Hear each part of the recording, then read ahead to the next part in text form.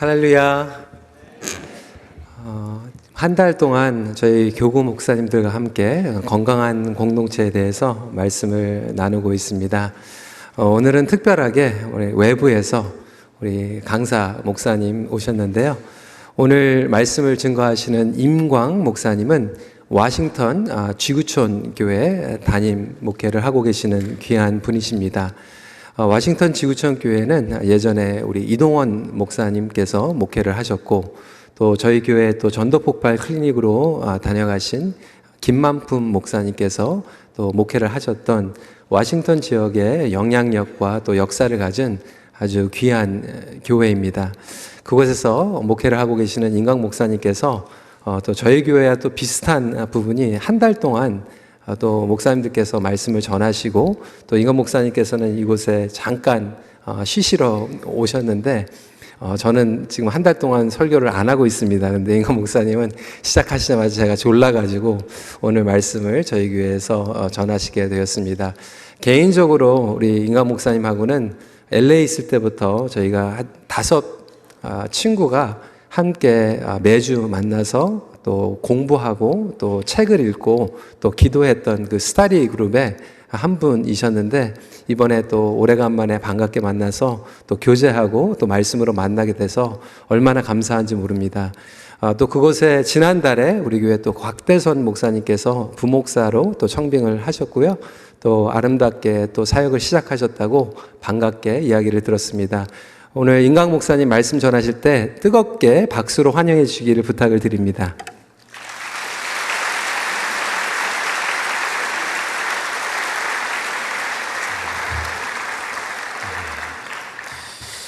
잠깐 한번 기도하도록 하겠습니다. 하나님 감사합니다. 귀한 공동체에 함께 예배할 수 있고 완전하신 우리 주님을 찬양할 수 있도록 인도해 주신 것 참 감사합니다. 하나님, 이 시간 성령님 우리와 함께하여 주옵소서. 말씀을 전하는 자와 듣는 자 함께 은혜 받고 변화되어지도록 성령님 이 시간 우리와 함께하여 주옵소서. 감사드리며 귀하신 예수님의 이름으로 기도합니다. 아멘. 2013년 스페인 북부에서 열차 탈선 사고가 있었습니다. 열차 탈선 사고로 인해서 엄청난 피해가 있었습니다. 특별히 제가 기억하기로는 140명이 넘는 사람들이 심각한 부상을 입었고, 특별히 80분에 넘는 사람들이 사망하게 되는 그런 사건이 있었습니다. 평상시 때는 가장 빠르고 가장 안전한 교통수단이었지만 그 열차가 원래 있어야 될 그 선로 위에서 벗어나서 탈선하니까 더 큰 불행과 더 큰 사고가 있었다는 것이죠. 그 사건의 소식을 들으면서 저는 이런 생각을 한번 해보게 되었습니다. 우리가 원래 있어야 되는 자리에 있지 않을 때, 우리가 마땅히 지켜야 할 자리를 지키지 않을 때 불행이고 비극이고 어려움이 온다는 그러한 생각을 한번 해보게 되었습니다. 자동차도 마찬가지죠. 원래 차도를 다녀야 되는 것인데 인도를 다니게 된다면 상상하기조차 정말 어려운 그런 일들이 벌어지게 되는 것이지요. 사람도 마찬가지입니다. 학생이 학생의 자리를 지킬 때 그것이 아름다운 것이고, 선생이 선생의 자리를 지키는 것이 아름다운 것이죠. 목사도 마찬가지입니다. 목사가 교회를 지켜야지 다른 데를 지키고 있다면 큰일 나는 거 아니겠습니까? 아버지도 마찬가지죠. 아버지가 있어야 될 곳은 바로 가정인데 가정에 있지 않고 엄한 곳에 있고 다른 곳에 있으니까 가정에 문제가 생기는 것이죠. 우리가 마땅히 지켜야 될 곳을 지키고 마땅히 해야 될 것을 하는 것만큼 복된 것은 없다는 생각이 들었어요. 가장 중요한 것은 바로 그런 거라는 거죠. 자, 그렇다면 교회에 있어서 가장 중요한 것은 무엇일까요? 가장 중요한 것은 무엇일까요? 제가 뉴욕에서 같이 교제했던 우리 노진산 목사님 여러분이 계시는데, 그분이 이런 말을 하더라고요. 가장 중요한 것은 무엇인가? 가장 중요한 것은 가장 중요한 것을 가장 중요하게 여기는 것이 가장 중요한 것이랍니다. 무슨 뜻인지 알겠어요? 가장 중요한 것은 가장 중요한 것을 가장 중요하게 여기는 것이 가장 중요한 거라는 거죠. 그럼 교회에서 있어서 가장 중요한 것은 무엇일까요? 교회에 있어서 가장 우리가 붙잡아야 될 것은 무엇일까요? 교회가 붙잡아야 될 것이 돈일까요? 예, 돈은 교회가 아니어도 기업에 가면 많이 있습니다. 지식이 가장 중요할까요? 지식은 토론토 대학교에 가보면 더 풍성한 지식이 많이 있을 것입니다. 지식이 아니죠. 사람이 많이 모이는 것이 교회에 있어서 가장 중요한 것일까요? 어제 제가 한번 검색해 봤더니 로저스 센터 가보면 거기 스테디움이 있어서 수많은 사람들이 거기 모이더라고요. 사람 그곳에 더 많이 모인다고도 볼 수 있겠죠. 치료하는 능력이 교회에 있어서 가장 중요한 것일까요? 치료하는 능력은 병원에 가면 더 많은 능력을 경험할 수 있을 것입니다. 교회에 있어서 가장 중요한 것은 돈이 아니고 지식도 아니고 그렇게 사람이 많이 모이는 것도 아니고 치유하는 능력을 가지고 있는 것도 아니겠죠. 교회에 있어서 가장 중요한 것, 가장 지켜야 될 것, 가장 붙잡아야 될 것이 무엇이 있을까요? 교회에 있어서 가장 중요한 것은 저는 단 한마디로 이렇게 말씀드리고 싶습니다. 예수 그리스도이시죠. 복음에 우리가 붙잡아야 될 거 없습니다. 학교에 복음을 주지 않았습니다. 기업체에 복음을 주지 않았습니다. 오직 예수 그리스도의 이름을 가지고 있고 그 예수 그리스도의 이름을 전할 수 있는 곳은 오직 교회밖에 없다라는 것이죠. 그래서 교회는 예수 그리스도를 믿는 그 믿음과 복음을 붙잡고 나아가야 된다는 거예요. 한 달 동안 우리 목사님들을 통해서 건강한 공동체에 대해서 말씀을 나눈다는 이야기를 들었어요. 첫 번째 주 들었던 데살로니가 교회도 마찬가지죠. 지난주에 들었던 골로새 교회도 마찬가지죠. 모든 교회마다 건강한 공동체는 예수 그리스도를 믿는 믿음을 가지고 있었다는 거예요. 제가 섬기는 교회에서 지난주까지 사도행전의 말씀을 함께 나누고 있습니다. 사도행전의 교회는 어떤 교회였을까요? 그렇게 능력 있는 교회, 그렇게 아름다운 교회에 가장 중요했던 것은 무엇일까요? 바로 예수 그리스도를 믿는 복음이 있었다는 거예요. 사도행전 1장을 보십시오. 부활하신 예수님을 만납니다. 사명을 듣습니다. 사도행전 2장에서 성령 충만을 받죠. 그리고 베드로가 나아가서 첫 번째로 했던 것이 예수 그리스도의 복음을 증거하는 것이었고 그 복음을 듣고 3,000명이나 되는 사람들이 침례를 받습니다. 사도행전 4장에서는 그 박해 속에서도 그들은 말씀을 전합니다. 그리고 말씀을 듣고 그들은 복음을 믿고 5,000명이나 회심하는 역사가 일어나지요. 제가 좋아하는 사건 가운데 하나가 사도행전 3장입니다. 베드로와 요한이 기도하기 위해서 성전으로 올라가다가 나면서부터 걷지 못하는 사람을 만나지요. 그가 베드로와 요한에게 원했던 것은 무엇일까요? 하루 살아갈 수 있는 금과 은을 원했을 거예요. 돈을 원했을 거예요. 하지만 베드로와 요한이 뭐라고 말하죠? 나는 은과 금이 없거니와 내게 있는 것으로 내게 주노니 곧 나사렛 예수 그리스도의 이름으로 일어나 걸으라 선포한 것이죠. 교회는 돈 주는 곳이 아닙니다. 교회는 도와주는 것이 아닙니다. 물론 돈도 주어야겠죠. 도움도 주어야겠죠. 하지만 돈보다도 더 우선시 되어야 될 것은 바로 예수 그리스도의 이름을 선포하는 것입니다. 예수 그리스도의 이름을 주는 것입니다. 이거보다 더 중요한 것은 없다는 것이죠. 왜 그렇게 예수님의 이름이 중요할까요? 전 예수님의 이름을 생각날 때마다 생각나는 하나의 이야기가 있어요. 여러분들도 잘 아시는 이야기일 수도 있습니다. 미국의 가장 전설적이고 가장 존경받는 선교사님 가운데 한 분이 바로 스탠리 존스라는 목사님이 계신다고 하더라고요. 이 스탠리 존스 목사님이 인도에서 사역하실 때 갑작스럽게 은퇴 이후에도 사역하고 계셨는데 갑작스럽게 뇌일혈, 뇌졸중과 같은 것 같아요. 갑자기 쓰러지셨습니다. 하반신이 마비가 된 거예요. 그렇게 존경받는 목사님, 그렇게 영향력 있게 사역하는 선교사님께서 하반신 마비로 쓰러졌다는 소식이 미국에 전해지면서 미국 교회가 발칵 뒤집혔습니다. 목사님을 어떻게 해서든지 치료하기 위해서 목사님을 본국으로 송환했습니다. 그리고 병원에서 치료받는데 하반신이 마비됐으니까 그냥 병원에 누워 계실 수밖에 없는 거예요. 치료가 안 되는 거죠. 근데 당시에 누워있던 스탠리 존스 목사님께서 사람들에게 아주 특별한 요청을 하셨어요. 자기 병실에 들어온 사람은 누구든 간에 들어오면서 꼭 이렇게 말해야 된다는 거예요. 나사렛 예수 그리스도 이름으로 명하노니 스탠리 존스야 일어나 걸으라. 누구든지 가족이든 친구든 믿음의 동역자는 심지어는 의사와 간호사도 예외 없이 문을 열고 들어올 때마다 나사렛 예수 그리스도의 이름으로 명하노니 스탠리 존스야 일어나 걸으라 이렇게 말하지 않으면 들어올 수 없다는 거예요. 믿는 사람이나 가족이나 믿음의 동역자들이라면 얼마든지 그렇게 할 수 있겠죠. 하지만 의사하고 간호사가 그 일을 한다고 한번 생각해 보세요. 진료하기 위해서 문을 딱 열면서 나사렛 예수 그리스도의 이름으로 명하노니 스탠리 존스야 일어나 걸으라 하면서 진료를 시작한다면 얼마나 그게 부담되고 얼마나 겸연쩍겠습니까? 의사와 간호사들이 서로 들어가지 않으려고 하는 거예요. 그래도 그렇게 하지 않으면 들어올 수 없으니까 마지못해서 들어가면서 그렇게 선포하는 것이죠. 그때마다 우리 스탠리 존스 목사님은 누가 선포하든지 간에 어떤 사람이 말하든지 간에 나사렛 예수 그리스도의 이름으로 일어나 걸으라 말할 때마다 스탠리 존스 목사님은 아멘으로 화답하셨다는 거예요. 믿거나 말거나. 수개월 후에 다시 스탠리 존스 목사님이 일어나서 그 나이든 그 몸을 이끌고 다시 인도로 들어가셔서 죽는 그날까지 끝까지 사역하셨다는 이야기를 제가 들은 적이 있습니다. 그렇습니다. 나사렛 예수 그리스도의 이름에 능력이 있습니다. 교회가 반드시 붙잡아야 될 것이 무엇이 있을까요? 바로 나사렛 예수 그리스도의 이름의 능력과 그 복음의 능력을 붙잡는 것, 이것보다 더 중요한 것은 없다는 것이죠. 예수님의 이름을 가장 잘 알았던 사람, 그 능력을 잘 알았던 사람이 누굴까요? 바로 사도 바울이라고 생각합니다. 사도 바울은 빌립보서 3장 7절과 8절 말씀에 예수 그리스도를 아는 것 외에는 모든 것을 다 해로 여기고 배설물처럼 여기겠다고 선포했습니다. 고린도전서 2장 2절에서는 내가 십자가 외에는 내가 자랑하지 않겠다라고 그는 선포했던 것을 볼 수가 있죠. 그래서 사도 바울의 신학을 이끌어서 In Christ Theology and Christos 신학, 그리스도 안의 신학이라고 말할 정도입니다. 왜냐하면 그가 쓰신 서신들과 모든 말씀들을 볼 때마다 그리스도 안에라는 말이 164번이나 나온다고 하더라고요.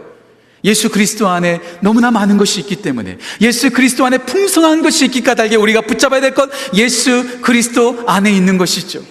예수 그리스도 안에 무엇이 있을까요? 너무나 많이 있죠. 제가 정리하다가 그냥 간편하게 8가지로만 여러분들한테 소개하고 싶어요. 예수 그리스도 안에 무엇가 있는지. 첫 번째, 예수 그리스도 안에서 우리는 새롭게 됩니다. 고린도후서 5장 17절 말씀, 누구든지 그리스도 안에 있으면 새로운 피조물이라 이전 것은 지나갔으니 보라 새 것이 되었도다. 예수 그리스도 안에서 우리는 새롭게 됩니다. 두 번째, 예수 그리스도 안에서 우리는 죄 사함을 얻게 됩니다. 로마서 3장 24절 말씀, 예수 그리스도 안에 있는 성령으로 말미암아 하나님의 은혜로 값없이 의롭다 하심을 받았다. 예수 그리스도 안에서 우리는 죄 사함을 얻습니다. 세 번째, 예수 그리스도 안에서 우리는 생명을 경험합니다. 디모데후서 1장 1절 말씀, 그리스도 예수 안에는 생명의 약속으로 사도된 바울은 그리스도 안에 생명이 있습니다. 네 번째, 예수 그리스도 안에서 우리는 자유를 경험합니다. 로마서 8장 1절과 2절 말씀, 그러므로 그리스도 예수 안에 있는 자에게는 결코 정잠이 없나니 생명의 성령의 법이 죄와 사함의 법에서 너를 해방하였습니다. 예수 그리스도 안에 자유가 있습니다. 다섯 번째, 예수 그리스도 안에서 우리는 보호를 받습니다. 빌립보서 4장 7절 말씀, 모든 지각에 뛰어난 함의 평강이 그리스도 예수 안에서 너희 마음과 생각을 지키시리라. 여섯 번째, 예수 그리스도 안에서 우리는 능력을 경험합니다. 빌립보서 4장 13절 말씀, 내게 능력 주시는 자 안에서, 내게 능력 주시는 자 그리스도 예수 안에서 우리는 모든 것을 할 수 있느니라. 일곱 번째, 예수 그리스도 안에서 우리는 승리를 경험합니다. 고린도후서 2장 14절 말씀, 항상 우리를 그리스도 안에서 이기게 하시고 예수님 안에서 우리는 승리를 경험합니다. 마지막 여덟 번째, 예수 그리스도 안에서 약속이 성취되고 우리는 하나님 아버지께 영광을 돌리게 됩니다. 고린도후서 1장 20절 말씀, 하나님의 약속은 그리스도 안에서 얼마든지 예가 되나니 그런즉 그로 말미암아 우리가 아멘하여 하나님께 영광을 돌리게 되니라. 예수 그리스도 안에서 우리는 새롭게 됩니다. 예수 그리스도 안에서 우리는 죄 사함을 얻습니다. 예수 그리스도 안에서 생명과 자유를 경험합니다. 예수 그리스도 안에서 우리는 보호를 받고 그 안에서 능력을 경험하고 예수 그리스도 안에서 승리를 경험합니다. 예수 그리스도 안에서 약속이 성취되어 하나님 아버지께 영광 돌리게 됩니다. 그렇기 때문에 우리는 예수 그리스도 안에 있어야 합니다. 저는 우리 큰빛 공동체가 다른 곳에 있는 것이 아니라 예수 그리스도 안에 거하기를 간절히 소원합니다. 예수 그리스도 안에서 나가면 그것이 교회 비극이에요. 그것이 교회 재앙입니다. 예수 그리스도를 믿는 믿음 안에 있는 것. 그래서 건강한 공동체는 어떤 공동체일까요? 예수님을 고백하는 믿음의 공동체가 되어야 될 줄로 믿습니다. 성경 말씀 속에서 처음으로 교회가 나오는 장면이 바로 오늘 마태복음 16장의 장면입니다. 이 마태복음 16장 여러분들 너무나 잘 아시죠? 시몬 베드로가 주는 그리스도시요 살아계신 하나님의 아들입니다. 이 믿음의 고백이 있어요. 그리고 예수님께서 마태복음 16장 18절에서 이 반석 위에, 이 믿음의 고백 위에, 이 믿음 위에 내가 내 교회를 I will build my church, 나의 교회를 세우겠다고 분명히 말씀하시는 거예요. 교회는 돈으로 세워지지 않습니다. 사람이 많이 모여있다고 해서 세워지는 거 아닙니다. 똑똑한 사람이 있다고 해서 교회가 세워지는 것 아니고 예수님을 믿는 그 믿음의 고백 위에 교회가 세워진다는 것이죠. 저는 이 큰빛교회가 건강한 공동체가 되기 위해서 우리가 그 예수 그리스도의 복음 위에 세워지는, 그 믿는 믿음 위에 세워지는 귀한 교회가 되어지기를 간절히 소원합니다. 자, 그렇다면 우리가 모두가 잘 알고 있는 이 시몬 베드로의 그 믿음의 고백을 통해서 우리가 다시 한번 고백하고 다시 한번 기억해야 될 믿음의 고백은 어떤 고백일까요? 건강한 공동체로서 우리 큰빛 공동체가 이 고백을 붙잡고 나아가기를 간절히 소원합니다. 첫 번째 우리가 고백해야 될 고백은 예수님은 하나님이십니다. 예수님은 하나님이십니다. 내가 하나님이 아니라 예수님이 하나님이십니다. 나에게 정답이 있지 않고 하나님에게 정답이 있습니다. 이것이 바로 우리의 첫 번째 고백이 되어져야 한다는 것이죠. 요즘은 우리가 살고 있는 시대는요, 내가 중요한 시대예요. 내가. 내 경험, 내 지식, 내 생각, 내 취향, 내 모든 것들이 내가 중요한 시대 가운데 살고 있어요. 심지어는 교회를 선택할 때에도 내가 중요해요. 그래서 사람들이 요즘 사람들이 교회를 선택하는 4가지의 기준이 있다고 하더라고요. 4가지의 기준인데 모두가 다 알파벳 P로 시작해요. 제가 한번 말씀드려 볼게요. 첫 번째 교회를 선택하는 첫 번째 P는 Pastor and Preaching. 목사님과 설교가 중요하대요. 그 교회 목사님이 어떤 분이시고 어떻게 설교하느냐가 중요하답니다. 두 번째 P, People. 어떤 사람들이 모이는가. 세 번째 P, 프로그램. 그 교회 제자 훈련은 어떻게 되어 있고 우리 주일학교는 어떻게 가르치는가. 네 번째, 제가 3개 정도 말했으면 한 개는 여러분들이 말해야 되는 거 아니겠어요? 네 번째 뭘까요? 파킹랏. 주차장이 줘야 된다는 거예요. 왔는데 요즘 주차장 시설 없으면 다 돌아가 버립니다. 편하게 예배 드릴 수 있어야 된다는 것이죠. 내가 좋아하는 목사님과 좋아하는 설교, 내가 좋아하는 사람, 내가 좋아하는 프로그램, 내가 편하게 드릴 수 있는 그런 파킹랏이 있을 때 내가 그 교회를 선택한다는 거예요. 하나님 중요하지 않아요. 그곳에 어떤 것이 있는지 중요하지 않아요. 내가 좋으면 그 교회도 좋은 교회라고 사람들은 생각한다는 것이죠. 내가 중요하다는 거예요. 내가 모든 것을 또한 할 수 있다고 세상은 말합니다. 뭐든지 다 할 수 있다는 거예요. 여기 오십시오. 이길 수 있습니다. 여기 오십시오. 성공할 수 있습니다. 여기 오십시오. 여기서 치료받을 수 있습니다. 당신은 모든 것을 다 할 수 있습니다. 이게 바로 세상이 전해주는 복음이에요. 당신이 중요하고 당신은 모든 것을 다 할 수 있습니다. 이게 바로 세상이 주는 복음이라는 거죠. 진짜 여러분들 모든 것을 다 하실 수 있으세요? 최근에 우리 교회 목사님이 새벽 예배 때 말씀 전하면서 우리 인간이 얼마나 연약한 존재인지를 말하더라고요. 그러면서 어떻게 말씀하시냐면 거울 하나 없으면 우리 이빨에 고춧가루 낀지도 모른 채 살아가는 우리가 그만큼 연약한 존재라는 거예요. 그렇잖아요. 거울 하나 없으면요 우리 치아에 뭐가 꼈는지도 우리는 알 수 없을 정도로 그렇게 살아가는 연약한 존재라는 거예요. 세상은 그럼에도 불구하고 우리 가운데 말합니다. 당신이 중요하고 당신이 모든 것을 할 수 있습니다. 이게 세상의 복음이에요. 그리고 우리가 할 수 없다고 말할 때 세상은 절망하고 저주를 받았다고 생각을 합니다. 진짜 그럴까요? 그런데요, 예수님을 믿는 사람들은 반대예요.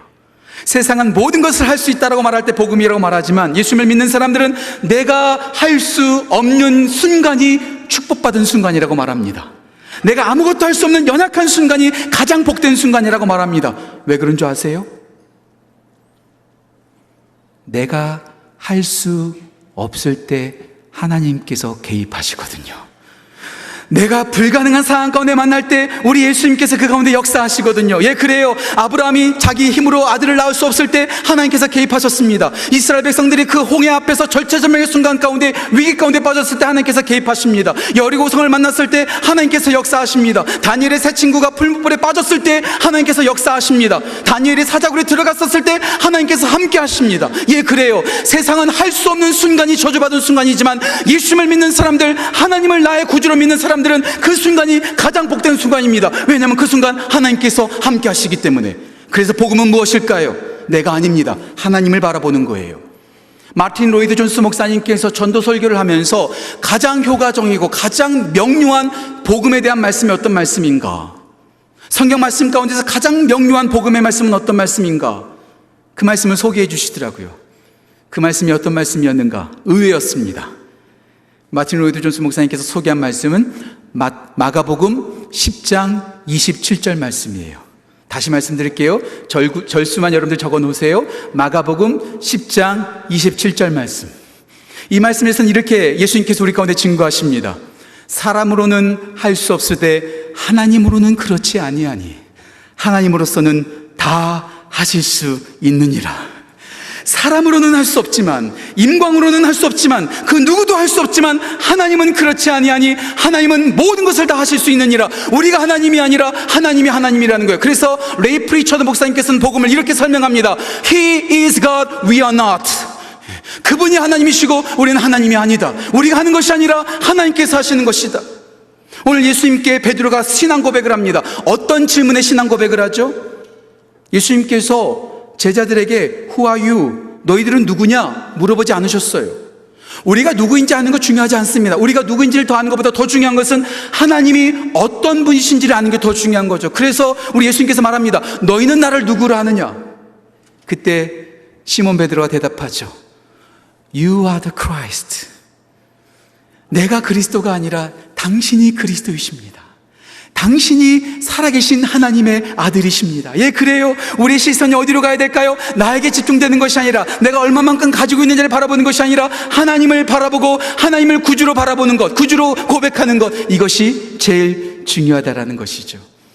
전 우리 큰빛 공동체가 우리는 할 수 있습니다. 우리는 가능합니다. 선포하는 것이 아니라 우리는 불가능합니다. 하나님께서 가능하십니다.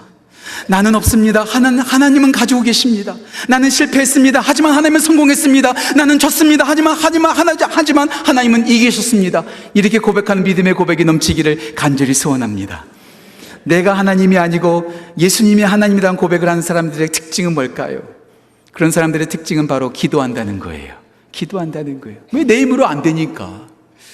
제가 결혼한 지 9년 만에 첫째 딸을 가졌습니다. 늦게 가졌죠. 아이를 가진 다음에 병원에 가서 이렇게 진찰을 해보니까 그 아이가 다운 신드롬이 퍼센테이지가 높게 나온 거예요.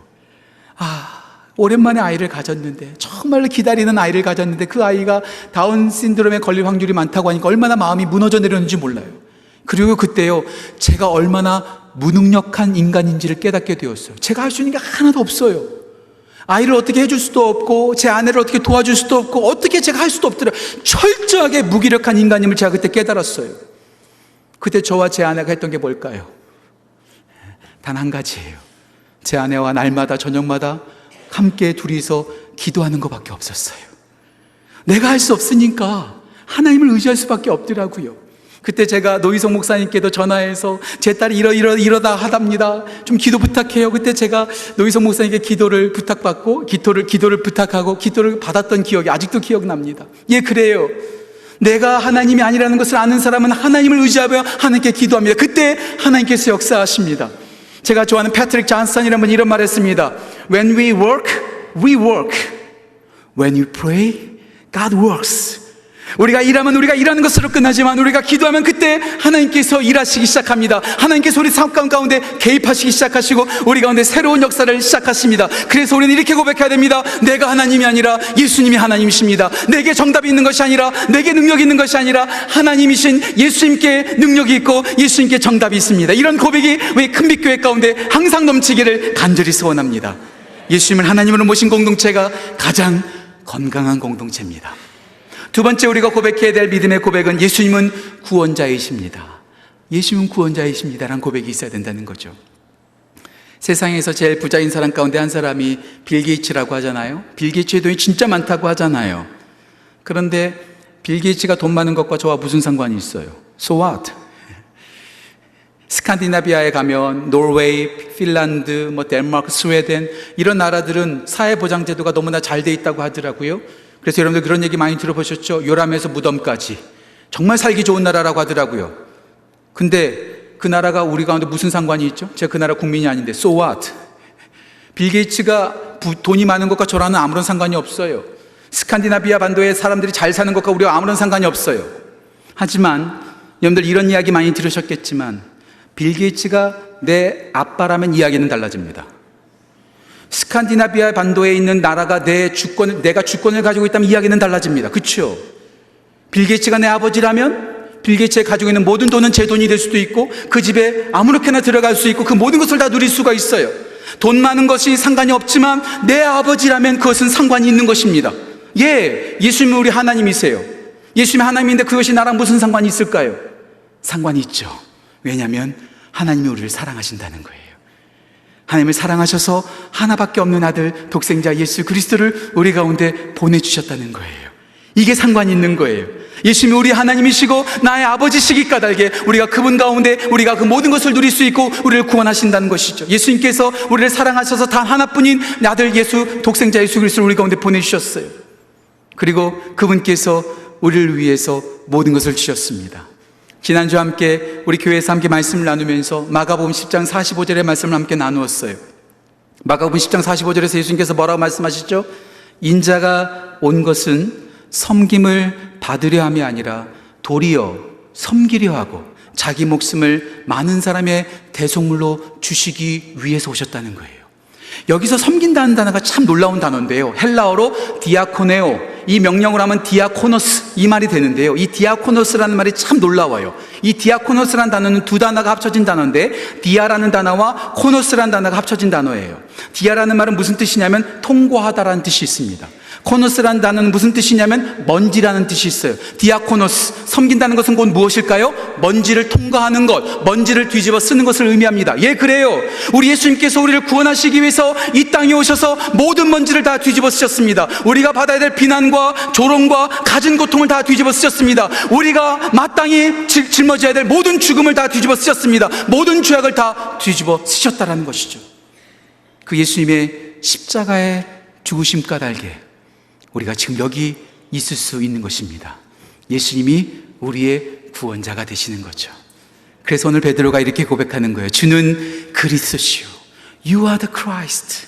당신은 우리의 구원자십니다. 우리를 살리시는 분이십니다. 우리를 건지신 분이십니다. 예, 예수님이 우리를 살리셨습니다. 그래요. 저를 사랑해 주는 분 참 많아요. 저의 부모님들, 저의 믿음의 동역자들, 제가 섬기는 교회 공동체 성도님들 저를 너무나 사랑해 주세요. 하지만 그 누구도 저를 위해서 피 흘리신 분 없습니다. 그 누구도 저를 살리겠다고 죽은 사람도 없어요. 하지만 오직 단 한 분, 가장 소중한 보혈을 흘리신 예수 그리스도, 내가 죽어야 될 그 자리에서 예수님께서 대신 죽으셨습니다. 그래서 이사야서 53장 5절에서 이렇게 선포합니다. 그가 찔림은 우리의 허물 때문이요, 그가 상함은 우리의 죄악을 인함이라.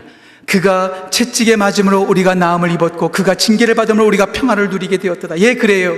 예수님 때문에 우리는 구원을 받았다라는 것이죠. 전 우리 큰빛 공동체가 날마다 예수님이 우리의 하나님이십니다, 나의 하나님이십니다, 여기서 끝나는 것이 아니라 그분이 우리의 구원자십니다, 나의 구원자십니다, 이 고백이 우리 가운데 넘치기를 간절히 소원합니다. 그때 이 큰빛 공동체가 더더욱 건강한 공동체로 세워질 줄 믿습니다. 예수님은 우리의 하나님이십니다. 예수님은 우리의 구원자십니다. 마지막 세 번째, 우리 예수님은 살아계십니다. 살아계십니다. 예, 이 세상에 죽으면 모든 것이 다 없어지는 거예요. 아무리 많은 것을 가졌다 할지라도 가지고 간 사람 단 한 사람도 없습니다. 제가 들었던 가장 불행한 이야기 가운데 한 이야기를 소개하면, 미국에 유학 와서 박사학위를 2개나 취득한 분의 이야기를 제가 들었어요. 그렇게 2개를 취득하고 정말로 성공한 마음으로 한국에 들어갔는데 들어가자마자 병에 걸려서 죽었다는 이야기를 들었습니다. 예, 박사학위 많이 있어도 죽으면 아무런 소용없습니다. 돈이 많고 기업을 많이 세웠다 할지라도 죽으면 nothing, 다 없어지는 거예요. 근데 우리 예수님께서 우리를 살리시기 위해서 십자가에서 죽으셨습니다. 끝났을까요? 아니에요. 오늘 시몬 베드로는 고백합니다. 주는 그리스도시요, 살아계신 하나님의 아들이십니다. 예, 그래요. 우리 예수님은 죽지 않으셨습니다. 예, 십자가에서 죽으셨지만 그것이 끝이 아니었어요. 어떤 분은 이렇게 말하더라고요. 예수님의 십자가의 죽음은 죽음을 이기신 죽음이다. 예, 지금도 살아 역사하십니다. 어떤 분이 이렇게 말하더라고요. 우리 예수님 시퍼렇게 살아계신답니다. 예, 시퍼렇게 살아계세요. 살아계신 하나님. 이 살아계시다라는 말, 헬라어로 말하니까 자오라는 뜻인데요, 이 자오라는 말의 뜻을 보니까 living, 살다라는 뜻도 있지만 holding, 붙잡다라는 뜻도 있어요. 예, 그래요. 우리 예수님은 죽으셔서 없어지신 분이 아니라 3일 만에 부활하셔서 지금도 우리를 붙잡고 계시고 역사하고 계신 분이라는 것이죠. 그래서 요한복음 10장 28절 말씀 이렇게 말씀하고 있습니다. 아무도 아버지의 손에서 빼올 숫자가 없다. 예, 우리 주님께서 우리를 붙잡고 계세요. 사도 바울은 로마서 8장에서 이렇게 말합니다. 사망이나 생명이나 천사들이나 권세자들이나 능력이나 높음이나 기쁨이나 다른 어떤 피조물이라도 우리를 그리스도의 사랑 안에 있는 하나님의 사랑에서 끊을 수 없느니라. 예, 그래요. 우리 하나님께서 우리를 붙잡아주고 계세요. 우리를 역사하고 계세요. 어저께 저의 친구 목사님 인터넷을 봤더니 이런 고백을 하더라고요. 지나온 날들을 보니 에베네셀의 하나님이 생각나고, 앞으로 살아갈 날을 보니 여호와 일의 하나님이 생각나고, 지금 현재를 바라보니 임마누엘 하나님이 생각난다. 멋있지 않아요? 지금까지 지나온 날을 봤더니 지금까지 도우신 에베네셀의 하나님이 생각나고, 앞으로 살아갈 날을 보니 우리에게 공급하실 여호와 일의 하나님이 생각나고, 지금을 바라보니 우리와 항상 함께 하시는 임마누엘의 하나님이 생각난다. 예, 그래요. 우리 하나님은 지금도 살아 역사하셔서 우리를 붙잡고 계십니다. 우리 가운데 역사하고 계십니다. 그분이 우리 하나님이시라는 거예요. 그분께서 우리를 붙잡고 계시니 교회가 흔들리지 않는 것입니다. 우리의 삶이 흔들리지 않는 것이죠. 오늘 본문 말씀 18절 말씀 보세요. 이렇게 나와 있습니다. 또 내가 내게 이르노니 너는 베드로라. 내가 이 반석 위에 내 교회를 세우리니 음부의 권세가 이기지 못하리라. 왜요? 살아계신 하나님이신 예수님께서 우리를 붙잡고 계시기 때문에 음부의 권세가 우리를 이기지 못하는 것입니다. 예, 그래요. 19절 말씀 또 이렇게 말하고 있습니다. 내가 천국 열쇠를 주노니 내가 땅에서 무엇인지 매면 하늘에서도 매일 것이요 내가 땅에서 무엇인지 풀면 하늘에서도 풀리리라. 예, 우리 가운데 천국 열쇠를 주시고 우리 가운데 역사하시기 까닭에 교회가 여전히 살아있어 하나님의 사명을 감당할 수 있게 된다는 것이죠. 하나님은 절대로 우리를 포기하지 않으십니다. 요한복음 13장 1절 말씀 우리를 사랑하시되 어떻게 사랑하신다고요? 끝까지 사랑하십니다. 우리가 우리를 포기해도 우리 하나님은 우리를 포기하지 않습니다. 우리가 낙심한다 할지라도 우리 예수님은 절대로 우리를 내버려 두지 않으십니다. 제가 들었던 이야기인데요, 2차 세계전 당시에 2차 세계전이 끝난 다음에 미국 군대가 독일을 점령했다고 합니다. 독일을 점령했는데 거기 특별히 아우슈비츠 수용소에 들어갔다고 하죠. 들어갔더니 수많은 사람들이 감금되었던 그 감옥들을 보는데 거기에 벽에 이렇게 써 있더라고 하더라고요. Where is God? 하나님 어디 있는가? 하나님 도대체 어디 있는가? 이 고통 가운데 하나님은 도대체 어디 계시는가? 미국 군사가 그걸 보면서 저런 고백을 할 만하겠구나. 정말 힘들고 고통스러운 순간에 하나님께 원망하듯이 저렇게 말할 만하구나 생각했더라는 거예요. 그리고 나서 이제 딱 나오려고 하는 찰나에 거기 또 벽에 또 다른 글이 써 있었다는 거예요. 거기서 이렇게 써 있었다고 합니다. God is now here. God is now here. 주님께서 지금 여기에 계신다. 그러면서 그 밑에 또 찬송가가 써 있었더라는 거예요. 그 크신 하나님의 사랑 측량 다 못하네. 그 크신 하나님의 사랑 나를 구원하셨네. 그 크신 하나님의 사랑 변치 않네. 예, 그래요. 모두가 다 포기하는 순간에도 우리 하나님이신 예수님은 절대로 우리를 포기하지 않으십니다. 우리와 함께 하신다는 것이죠. 독일교회 가보면 성도님들이 예배를 마치고 돌아갈 때 또한 많은 여행을 떠나는 사람들에게 이런 말씀으로, 이러한 기도문으로 축복한다고 하더라고요. 전 한 번 왔다가 그냥 가면 되는 목사이기 때문에 전 여러분들한테 이 독일교회에서 하는 축복을 가지고 여러분들을 축복하기를 간절히 소원합니다. 독일교회 성도들은 이렇게 서로를 축복한다고 합니다. 주님이 그대 앞에 계셔서 그대에게 바른 길 보여주시기를 바랍니다. 주님이 그대 곁에 계셔서 그대를 팔로 꼭 껴안아 지켜주시기를 바랍니다. 주님이 그대 뒤에 계셔서 못된 사람들의 나쁜 계획으로부터 그대를 보호해 주시기를 바랍니다. 주님이 그대 아래 계셔서 그대가 떨어지면 받아주시고 그대가 덫에 걸리면 꺼내어 주시기를 바랍니다. 주님이 그대 안에 계셔서 그대가 슬플 때에 위로해 주시기를 바랍니다. 주님이 그대 둘레에 계셔서 남들이 그대를 덮칠 때에 막아주시기를 바랍니다. 주님이 그대 위에 계셔서 그대에게 복 주시기를 바랍니다. 이렇게 좋으신 은혜로운 우리 하나님이 그대와 함께 하시기를 바랍니다. 그래요. 우리 주님이 앞에 계시고 곁에 계시고 뒤에 계시고 아래 계시고 우리 안에 계시고 우리 둘레에 계시고 우리의 위에 계시기 까닭에 힘들고 어려운 이민 생활이라 할지라도 우리가 견디면서 뚜벅뚜벅 걸어갈 수 있습니다. 그렇습니다. 우리 하나님은, 우리 예수님은 살아 역사하십니다. 그래서 우리와 함께 하십니다. 우리 큰빛 공동체가 예수님이 우리의 하나님이시라고, 예수님이 우리의 구원자시라고, 예수님이 살아 역사하셔서 우리와 함께 하신다는 이 믿음의 고백 가운데 건강한 공동체로 세워지기를 간절히 소원합니다. 기도하겠습니다.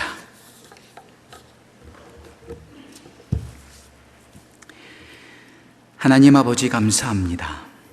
건강한 공동체에 와서 건강한 공동체에 대한 말씀을 전한다는 것이 얼마나 부담되고 힘든 일인지 모릅니다.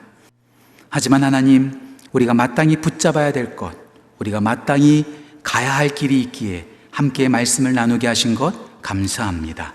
하나님, 우리에게 가장 중요한 것 예수 그리스도의 복음임을 이 시간 고백합니다. 예수님이 하나님이심을, 예수님이 우리의 구원자이심을, 예수님이 살아 역사하셔서 우리와 함께 하심을 믿는 믿음의 고백이 이 큰빛 공동체 가운데, 큰빛 가족들 가운데 날마다 넘치고 또 넘치고 넘칠 수 있도록 주여 인도하여 주옵소서. 예수님을 고백하는 믿음의 공동체로서 건강한 공동체를 세워가는 우리 모든 큰빛교회 될 수 있도록 주여 인도하여 주옵소서. 감사드리며 귀하신 예수님의 이름으로 기도합니다. 아멘.